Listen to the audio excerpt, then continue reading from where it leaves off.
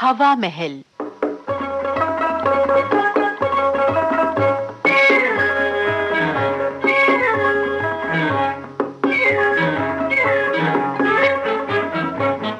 श्रोताओं, हवा महल में आइए आज आपको सुनवाते हैं झलकी, जरा सी आंख लग गई।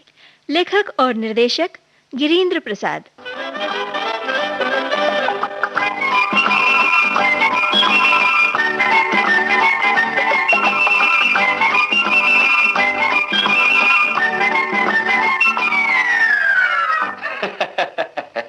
दुनिया में समस्याओं का क्या कहना, एक से बढ़कर एक होती हैं। फिर समस्याएं देश विदेश की अलग होती हैं, गांव और शहर की अलग होती हैं, परिवार की अलग होती हैं, व्यक्ति व्यक्ति की अलग होती हैं। यहां तक कि पति पत्नी की समस्याएं भी कुछ अलग ही होती हैं। तो इन्हीं समस्याओं की कुछ वानगी आपको पेश करता हूं। जी हाँ, इनसे मिलिए। आप एक ऐसे पति हैं जो अपनी पत्नी से परेशान हैं और बेचारे किस्मत को कोस रहे हैं। हे भगवान, लगता है आज फिर सब्जी जल रही है। अभी अभी तो रसोई में थी, कहाँ चली गई? अब मैंने कहा अरे भाग्यवान, कहाँ चली गई? देखो सब्जी जलकर खाक हो गई है ही नहीं। पता नहीं कहाँ सोई है। मेरी तो किस्मत ही फूट गई। इस महंगाई में रोज कुछ न कुछ जला कर बर्बाद कर देती है। कभी सब्जी जल रही है तो कभी दाल। बा जाए ऐसी पत्नी से। क्या हो गया? क्यों जी, घर को मछली बाजार बना दिया है क्या? लो और सुनो, मैं ही घर को मछली बाजार बना रहा हूँ। अरे देवी जी, तुम्हारी सब्जी जलकर खाक हो गई, कहाँ चली गई थी? मेरी ऐसी किस्मत कहाँ कि मैं कहीं चली जाऊं। दिन रात घर में कोल्हू की बैल की तरह चलती रहती हूँ। हाँ हाँ, तुम ही तो एक अजूबा की पत्नी हो जो घर का काम करती हो। मैं ही बैठे बैठे मस्ती मारा करता हूँ। पर जनाब, अभी आप तो घर में ही थे, फिर सब्जी जल कैसे गई? चूल्हे पर चढ़ी थी इसलिए जल गई, और कैसे जलेगी? अगर आप चीखने और चिल्लाने के बजाय जरा सब्जी ही उतार लेते तो आपकी शान नहीं बिगड़ जाती। लो और सुनो, कैसी उल्टी सीधी बातें कर रही है। अपने तो पलंग पर लेटी थी और मैं बाथरूम से निकलकर रसोई में आकर सब्जी उतार लेता। क्यों? आप तो हमेशा यही कहते हैं कि मैं पलंग पर सोई रहती हूँ और घर का सारा काम आप ही तो कर देते हैं। ठीक है, मेरी तो किस्मत ही फूटी है। अरे किस्मत तो मेरी फूटी है श्रीमती जी कि आज फिर मुझे जली सब्जी ही खानी पड़ेगी। हे भगवान, क्या करूं जी, अब और सब्जी तो घर में है नहीं जो फिर से बना दूं। आपने खुद ही सब्जी जलाई है तो मैं क्या करूं? हाँ, और सुनो, मैंने ही सब्जी जला दी, पर ये क्यों नहीं कहती कि मैं सो गई थी? हाँ हाँ, मैं तो सोई ही रहती हूँ, हमेशा आप यही कहते हैं। अरे वो तो निगोरी, जरा सी आंख लग गई थी। देख लिया आपने, पत्नी बेचारी नींद से ही परेशान है, जब तब इनकी आंखें लग जाती हैं। आखिर बेचारी करे भी तो क्या, अपनी आदत से लाचार जो हैं। बेचारे पति को तो परिणाम भुगतना ही पड़ेगा। खैर छोड़िए साहब, ये तो इनकी अपनी समस्या थी, पर ये तो सज्जन ट्रेन में बैठे हैं, ये भी किसी से कम नहीं है। जरा सा मौका मिला कि खर्राटे नेने लग जाते हैं और ये भी भूल जाते हैं कि कहाँ जाना है इन्हें। भाई साहब, जब आप सफर में निकलते हैं तो इतना ख्याल तो रखना ही पड़ेगा कि कौन सी जगह उतरनी है। अगर नहीं तो आप भी इन्हीं की तरह ही परेशान होंगे।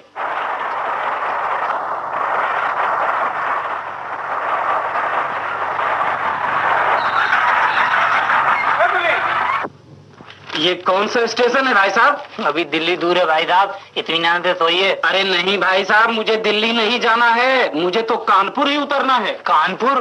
कानपुर तो 4 स्टेशन पीछे ही छूट चुका है, अब आप अगले स्टेशन पर उतर जाइए। पर कानपुर छूट कैसे सकता है?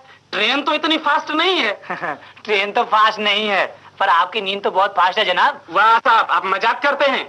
यह तो आपसे हुआ नहीं कि मुझे कानपुर में ही जगह दें, और अभी हंस रहे हैं। हंसू नहीं तो क्या करूं, मैं कोई अंतर्यामी थोड़ा ही था कि साहब को कानपुर में उतरना है तो कानपुर पर उतार दूं। छोड़िए साहब, आप जैसों के मैं मुंह नहीं लगता। खबरदार, तमीज ही नहीं है। खबरदार, जो तमीज की बात कही, यदि खुद तमीज नहीं है वो दूसरे को क्या तमीज सिखाएगा? देखो, मैं तुमसे मुंह नहीं लगता, चुप हो जाओ वरना मैं सबक सिखा दूंगा। तुम्हारी क्या मजाक, तुम मुझे सबक सिखाओगे? दूंगा ऐसा झापड़ की होगी, झापड़ मारोगे?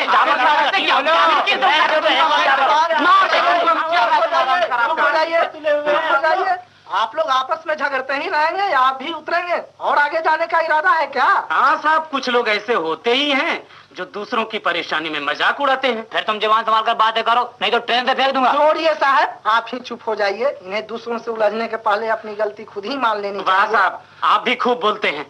मेरी क्या गलती है? जरा सी आंखें ही तो लग गई। जी हाँ, देख लिया आपने कैसे कैसे लोग होते हैं, गलती खुद करते हैं और दूसरों को दोष देते हैं। ऐसे लोग खुद तो परेशान होते ही हैं, दूसरों को भी परेशानी में डाल देते हैं। बेचारे की हालत तो देख ही लिया आपने, सोने के चक्कर में कानपुर से 4 स्टेशन आगे निकल गई है बेचारे। साथ के यात्रियों से तो झगड़ा हुआ ही, अब स्टेशन पर भी टिकट के अधिक पैसे लगेंगे इन्हें और वापस तो टिकट कटाकर आएंगे ही। सोने वालों की कहानी भी बड़ी निराली होती है भाई साहब। ट्रेन में सोना या सभा या सिनेमा भवनों में झपकी ले लेना तो अक्सर होता रहता है, पर दफ्तर में सोने की बात आपने कभी भी सुनी नहीं होगी। तो लीजिए जनाब, दफ्तर के ये बड़े बाबू हैं, जरा आप इनसे मिलिए।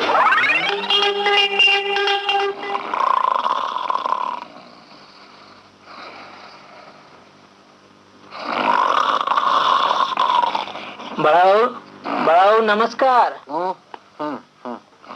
मैंने कहा बड़ा बाबू नमस्कार। तबीयत तो आपकी ठीक है ना? क्या तबीयत तो आपकी ठीक है ना बड़ा बाबू? आपकी तबीयत नहीं ठीक है? आप शेयर ले लीजिए। बड़ा बाबू, मैं कॉन्ट्रैक्टर चंद्र प्रकाश हूँ। मेरे बिल का क्या हुआ? आपका बिल मैंने बड़ा साहब को भेज दिया। पर मेरा बिल बड़ा साहब के पास क्यों भेज दिया? वहाँ से तो पास होकर परसों ही आ गया था। आज तो चेक देने की बात है ना? हाँ, बड़ा साहब ही देंगे। मेरे पास चेक कहाँ है भाई? कमाल का दफ्तर है, दिन में भी लोग खर्राटे मारते हैं। ठीक है, चलता हूँ, मैं बड़ा साहब से ही शिकायत करता हूँ। बाहर दफ्तर। क्या कहा बड़ा बाबू ने? चेक मेरे पास है? नहीं तो मेरे पास तो कोई कागज वागज नहीं है। कल ही मैंने आपका चेक साइन करके बड़ा बाबू के पास भिजवा दिया था। पर सर, वे तो कह रहे हैं आप ही के पास चेक है। क्या कहा? मैंने कहा ना आपसे मेरे पास नहीं है। पर सर, वे तो सो रहे हैं दफ्तर में। व्हाट? क्या कहा? दफ्तर में आज भी सो रहे हैं? वे अपनी हरकत से बाज नहीं आएंगे। चलिए चलिए, मैं खुद देखता हूँ। आइए।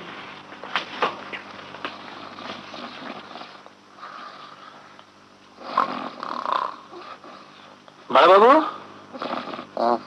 चंद्र प्रकाश जी का चेक इनको दे दीजिए। हाँ तो दिया साहब आपसे कि यहाँ कोई चेक वेक नहीं है। आप तो होश में हैं बड़ा बाबू। मैंने कल ही चेक साइन करके आपके पास भेज दिया था। सर आप? हाँ बड़ा बाबू, मैं। आप अपनी हरकत से बाज नहीं आएंगे। आज से आप घर जाकर चैन से सोइए। मैं अभी आपको सस्पेंड करता हूँ। सॉरी सर, इस बार मुझे माफ कर दीजिए सर। फिर आइंदा कभी ऐसी गलती नहीं होगी। No, I will dismiss you. आप हमेशा यही कहते हैं, लेकिन दफ्तर में सोने से बाज नहीं आते।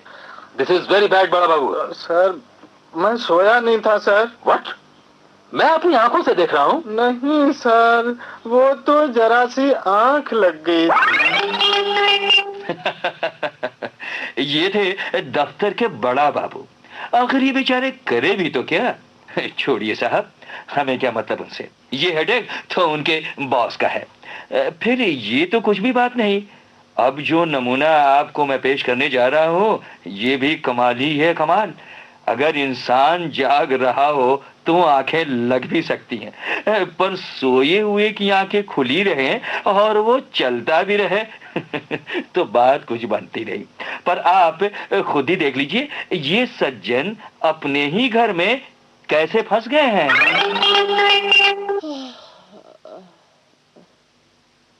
जी सुनते हैं? ओहो, सुनिए ना। अरे, अब मैं अभी तो सोई थी, कहाँ चले गए? ओह, बाथरूम की बत्ती जल रही है। आप बाथरूम में कब से बैठे हैं जी? अरे रे, वो देखिए दरवाजा खुला है। हाँ, अरे अरे महावीर, महावीर, लगता है चोर भागा जा रहा है। देखो चोर, चोर पकड़ो, पकड़ो। जय बजरंग बली के, जय बजरंगी बली के। कहाँ मालकिन, किधर चोर है? अरे आप चुप रही मालकिन, चुप रही। अभी उस बदमाश को हम पकड़ के लाते हैं। पकड़ो, जाओ जाओ, जल्दी जल्दी।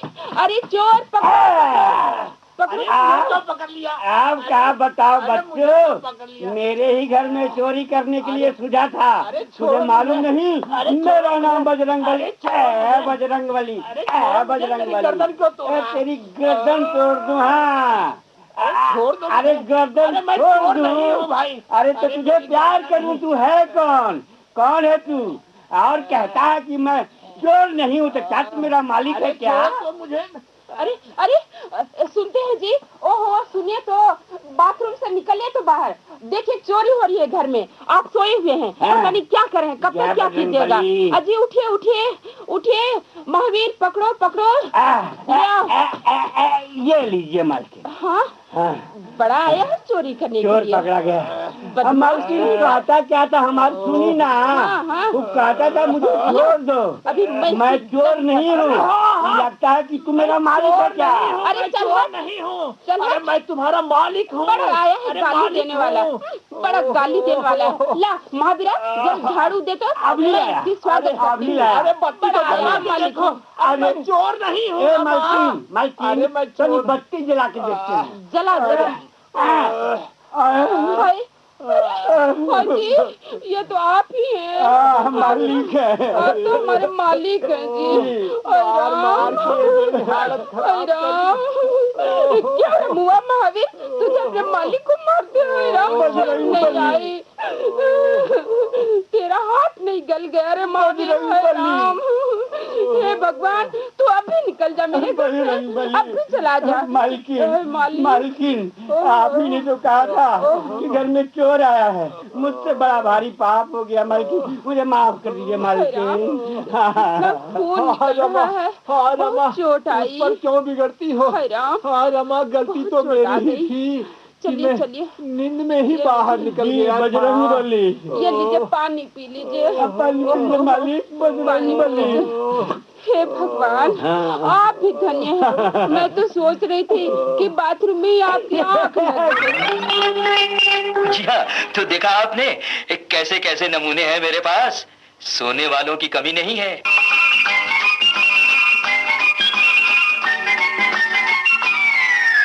जरा सी आंख लग गई, गिरीन्द्र प्रसाद की लिखी और निर्देशित झलकी अभी आप सुन रहे थे। ये झलकी हमारे आकाशवाणी रांची केंद्र की प्रस्तुति थी। अब आज का हवा महल कार्यक्रम समाप्त होता है।